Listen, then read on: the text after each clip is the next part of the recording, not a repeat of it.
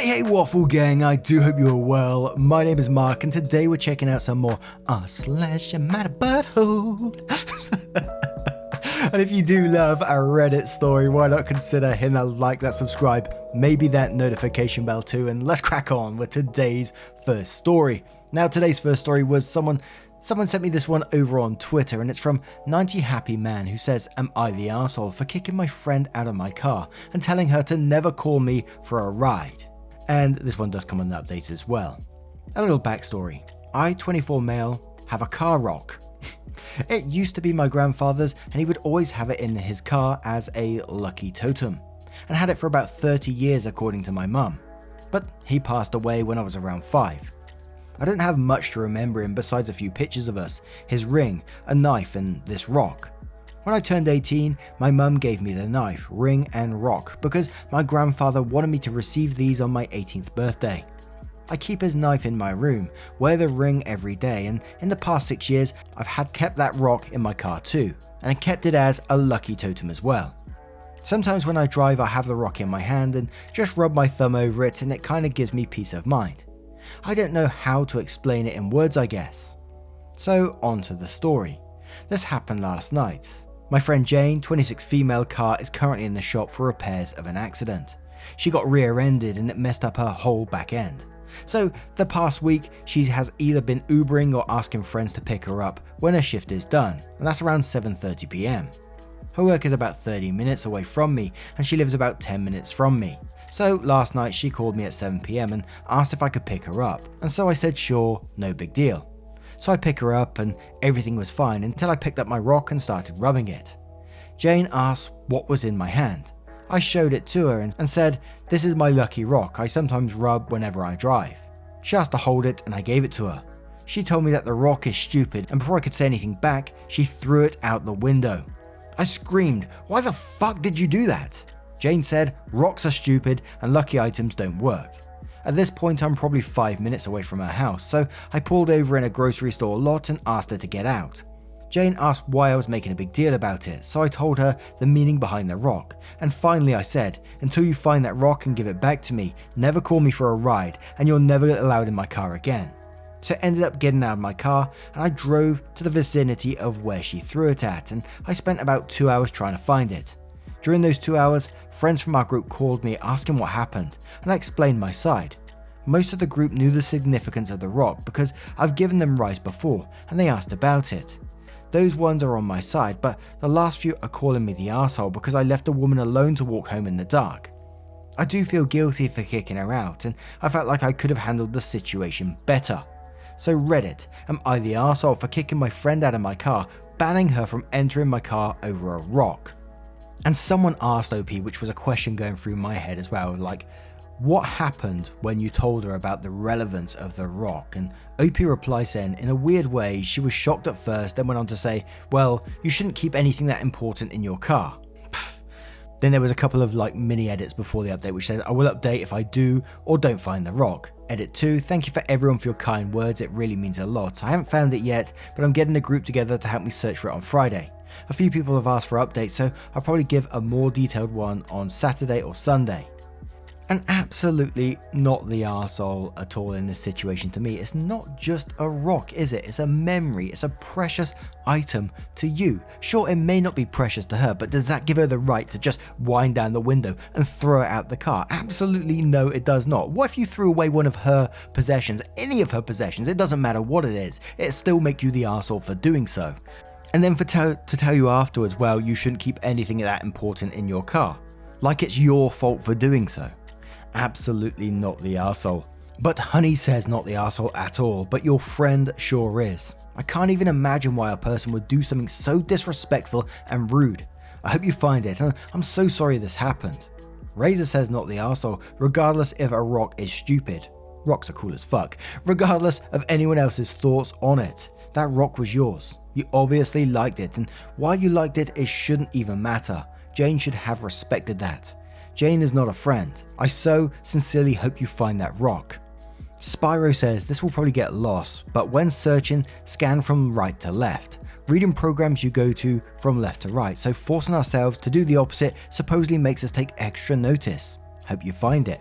Top tip there, I always love that sort of stuff. Snappy Capricorn says, not the arsehole. I'm with you all the way on this one. She needn't know the backstory or understand the significance of a simple little rock, only that it obviously meant something to you, and oh yeah, not her property equals not her choice. Jane seems rather entitled to make a choice for you, and while you were doing her a favour. It's good to hear that friends are backing you up and the ones that aren't can go kick proverbial rocks, lol. Let her criticise them and throw their treasures out to see what they have to say. As for kicking her out of the car, you dropped her someplace safe. She could easily call another friend or get a rideshare from there, so the accusation that you made her walk home in the dark doesn't stick. Congrats for having enough self-control to find a well-lit public location for her to disembark and actually coming to a complete stop. So now we're going to move on to the update to find out what happened next. So, hello. A lot of people have asked for an update regarding this. I ended up looking for the rock on the day I posted it, Wednesday and the day after. I couldn't find it on either of those days either. I called the friends who were on my side and asked if they were free Friday so they could help me look also. The ones who were against me were also willing to come look because other friends explained to them the importance of the rock and are now fully on my side. Friday comes along and there were 7 of us including me, started searching the whole street. We took the advice of some very helpful redditors, i.e. throwing another rock out the car to see where it would land, searching farther up or down the street and searching the other side of the street too. One of my friends, Rick, ended up finding it about 200 feet down from where we were searching. I screamed a fuck yeah and basically jumped on him crying. I told him thanks and asked the group if I could buy them all dinner as thanks. They said sure, so we all agreed on pizza and beer. Then we went to Rick's place to eat. As we were talking on the topic of Jane came up. Someone asked if she's still part of the group. All I said was, I don't care if she's in the group or not. I'm not going to force you guys to stop being her friend. I'll be cordial and make small talk with her and that's it. So as of right now, Jane is still part of the group because 2 of them have been friends with her longer than the formation of the group, 10 plus years. So the next day I called Jane to let her know what happened. She immediately apologizes and doesn't give any excuse as to what happened or why she did it. She does feel guilty and told me she understands if she's out the group. I just told her what I told the group, and also it's going to take a long time for me to trust you again and maybe even longer for me to call you a friend. I ended the call after that and thanked my friends again for looking. So that's really it. I found my rock and Jane is still part of the group, but it's like 4 arm lengths away. I'm happy as hell for finding the rock. Thank you everyone for the advice and kind words. It really means a lot and thank you so fucking much. And to me, I think OP handled it in a pretty mature way. He's not trying to force Jane out of their group. He's just saying, you know what, I'm setting some boundaries now. I can't consider you a friend. I can't trust you. And I just want you to know that. And I think that's absolutely a perfect way of dealing with it. And as one of the commenters said, Jane can go kick rocks. Damn it. Now, what do you guys make of this one? Let me know your thoughts in the comments below and let's move on to another story. And our next story comes from OKToe5157 who says, am I the arsehole for sticking to my 29 male guns when it came to our daughter's name? When my wife, 31 female, and I, 29 male, were trying to get pregnant, we had a deal that if we have a boy, she would get to choose the full name, and if we had a daughter, I would. I was fine with this deal, but we both had a veto in case we didn't like the name the other had chosen. Once we got pregnant, my wife was completely sure that we're having a boy because a mother knows. Her entire family was convinced of it too. During baby shower, everything was blue and all the gifts were demanding to be masculine. Her mother had already started knitting things with the name my wife had chosen. Once the baby came, we saw it was a girl and I was ecstatic because, although I wanted both a boy and a girl, I always imagined my firstborn to be a girl. My wife, though seemingly exhausted, was happy too. When I wrote the name in the birth certificate, I let her know I was using the name I'd already run past her. Now, a year later, I come home from work and I find my mother-in-law and wife there talking about my daughter, only they are using another name. When I inquired who they were talking about, they kinda went deer in the headlights and blurted that they were talking about daughter. When I asked why they were using another name, my mother-in-law said that's what we decided to name her. Then she went on a rant about how it's unfair that I chose the name and how it's completely unsuitable for her, etc. I was shocked because this was the first time anyone had claimed any objections to the name. So now I realize that the reason my daughter has trouble recognizing her name is because we've been using two different names the entire time. My wife later came to me suggesting we officially get her name changed, and I stuck to my guns and told her we are not doing that and she needs to stop. This led to a fight about how unsupportive I am and stole her right to name the child she gave birth to. I told her that the opportunity to veto any name is long gone and she can't expect me to support something this stupid. Here's the worst part. I could be convinced to change the first name, but the one she wants is a very odd feminine version of the name she wanted for her son. Imagine using a female version of the name Drake or Thomas. She got angry and left both my daughter and I and went to her parents. Her entire family except father-in-law is calling me controlling and how it's unfair I chose the entire name and made it all about myself. Honestly, this is so out of left field and creepy that I'm considering divorce. My parents and friends said they understand why I'm upset but should come to a compromise and change the name, something we both like, and that divorce is overkill. But I don't think so. I feel in my gut that she may be trying to recreate this son by sacrificing our daughter. If she can use a different name to address her for a year, what else has she been doing to her? So Reddit, am I the arsehole for not compromising with our daughter's name? And we'll start off with Lady Grey Owl, who says not the arsehole. It is creepy. Your wife in cahoots with your mother-in-law over the name and they didn't bother to tell you anything is a big betrayal. And yes, you should be pissed off because it speaks of their character, and from the sounds of it, they don't have a good character. You are the father, your mother-in-law is not the parent. Any name discussion should be between you and your wife, and you both need to be in agreement. Your wife is 100% wrong for going behind your back, and your mother-in-law is way out of line. Music with Roxin says, but seriously people, stop doing the whole I get to name this sex if you get to name that sex thing. It's dumb and it leads to resentment. Work together to find a name you both like. If you can't do that much, you shouldn't be parenting together. Both parents should be able to like their kid's name. Elf13 says, if your first instinct is divorce, then maybe it's not the name that's been troubling you. Listen to your gut, not the arsehole. Shonsu says, honestly, I feel like this is a hill to die on, not the arsehole. How is it controlling and fair to insist that your daughter's name is her name? You not only had an agreement that she'd choose a boy's name and you a girl's, but that you both had veto power. She had every opportunity to have input into the name. The only person being controlling here is the one trying to insist that 12 months later she gets to change your daughter's name to basically the boy name she had chosen. That's weird and mildly disturbing. Initial Squirrel says, not the arsehole but OP. I would check with your daughter's medical records with her doctor's office to make sure that her legal name is on them, not a fictitious name made up from your wife, or this could cause issues in the future. If your daughter has a sitter, do the same. Be sure to make sure that everyone knows that your daughter's name is the one originally chosen. If you do divorce, have your lawyer put it somewhere in writing that your wife and her insane family must use your daughter's legal name, the one chosen at birth. When she has custody of your daughter, otherwise suffer legal consequences. She's confusing your daughter. She's not a puppy. She can't just rename on a whim. Good luck. And Pristine Antelope says, not the arsehole, the baby is a year old. If she had a problem with the name, she should have tried talking to you when the baby was born. Divorce might be a good second choice, but couples therapy is a must. Just remember though, if you do get divorced, you will have split custody, and depending on how that goes, you might lose this battle anyway. Now, what would you do if you was in OP's position? Let us know your thoughts in the comments below, and let's move on to another story. And our next story is from OwnLime7797, who says, am I the arsehole for disinviting my siblings from my wedding? There's me, 25 female, sister 27 female, and brother 28 male involved here. We were raised together until 2019. We believed we were a nuclear biological family. Then we found out our dad wasn't our bio dad, which he didn't even know. It then turned out my older siblings shared a bio dad, but I had a different one. We were also first cousins because their bio and my bio were brothers. Dad left our mum, hurt, betrayed, and overall disgusted that she had lied to him for 2 decades.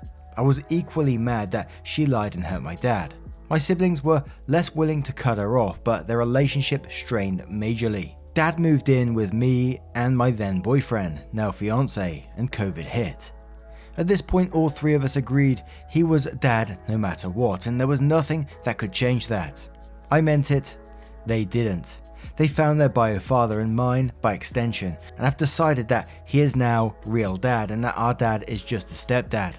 My brother has even corrected his 2 little girls, who call dad grandpa, into saying he's step grandpa and that's what they call him, while bio dad gets called grandpa. It broke my dad's heart, and he decided it was too much for him to accept.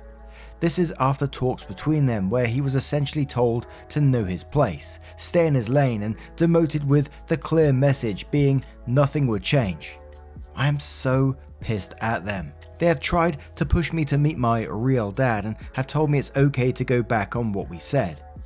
Initially, they were invited to my wedding, but with this whole mess I told them they were no longer welcome and I did not want them to show up. They told me that just because they have a relationship with their real dad doesn't change things between us. I told them it does. That if dad isn't our real dad after everything he has done for us, then we're not real siblings, because technically we are half siblings and cousins. That my dad is still my dad 100% and biology is meaningless to me, and so it was best for them not to come, because I no longer want them there. What I said hurt them. My sister-in-law, married to my brother, told me I was an arsehole for throwing half in their faces and cutting them from my wedding like we haven't been siblings our whole life. I think that's almost more annoying to me because that's our dad. But he can be shit on and discarded like he's nothing. Am I the arsehole? And we're going to start off with the Sparkle Bunny, who says info. Okay, so your mother was sleeping with your father and another man and produced 2 children. Then she was sleeping with your father and the brother of a previous lover and had you. How does she know who fathered which children? Why did she suddenly come clean with this information? Did anyone do any type of paternity testing? There are so many holes in this story, to which OP replies saying, Dad was looking for a family member, which is how it all started. We both did the DNA ancestry kits and were never matched. Then it went from there. It came out more because when my siblings did it, then we learned they were full siblings. But I was a half sister to them, and also their cousin. Vivid Rent says in quotes, my sister-in-law, married to my brother, told me I was an arsehole for throwing half in their faces and cutting them from my wedding, like we haven't been siblings our whole lives. Then goes on to say, but didn't your dad raise them their whole lives, and they've just dismissed everything he's done because your mum lied.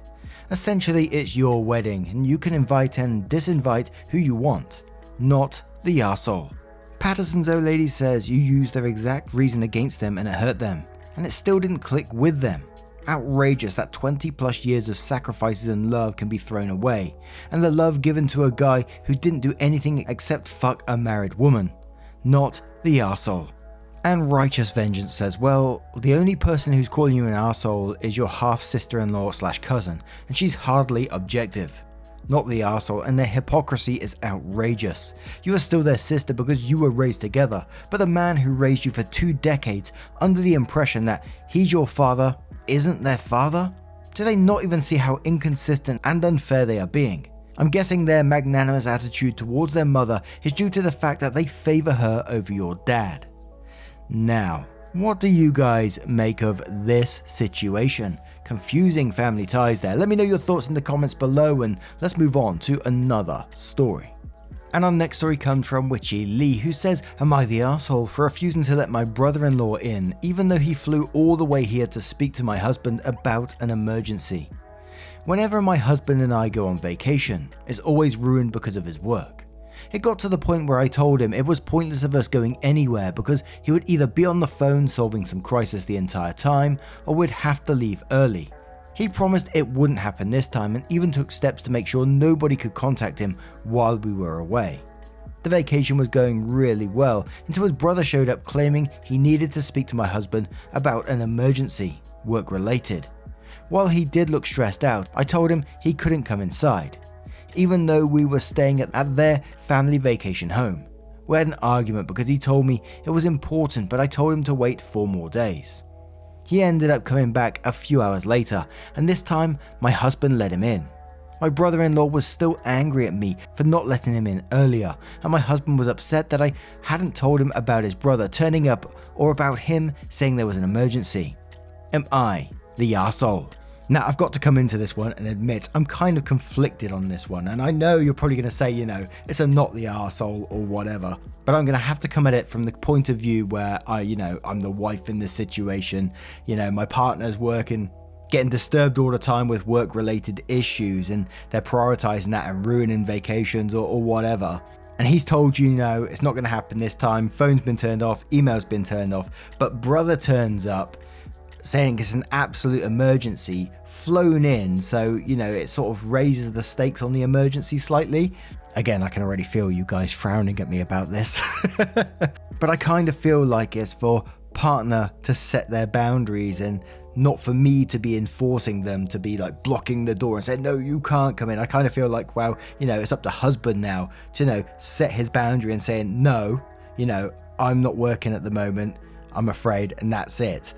And I kind of think, well, if he did get involved in work-related stuff, then he's the one who's damaging the relationship himself. He's choosing to do this because, we've set a boundary together and he should be the one enforcing it.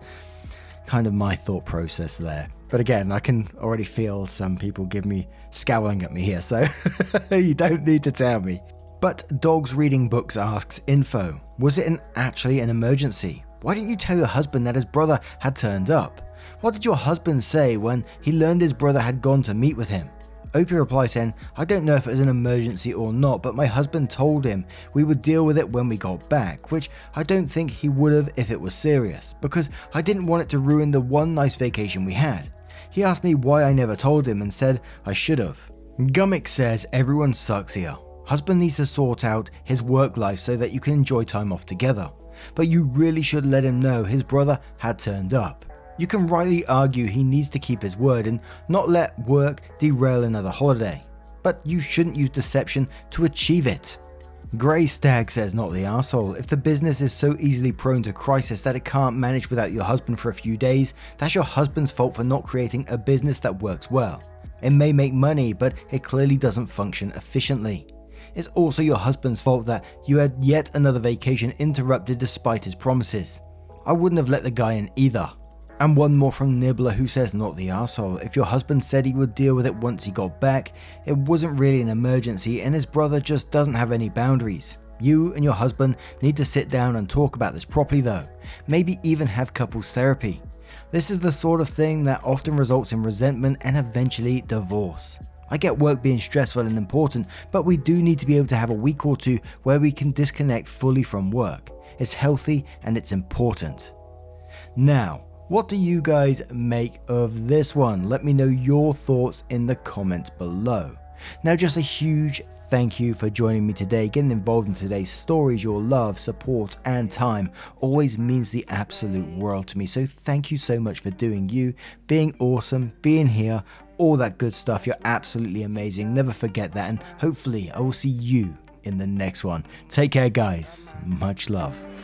Wake up, get up, stretch my legs, eat some breakfast, milk and eggs, brush my teeth up, wash my face, throw my clothes on, start my day. Wake up, I can smell the smoke from the bacon. Let's go, see the sun shining from the windows. Okay, I know that today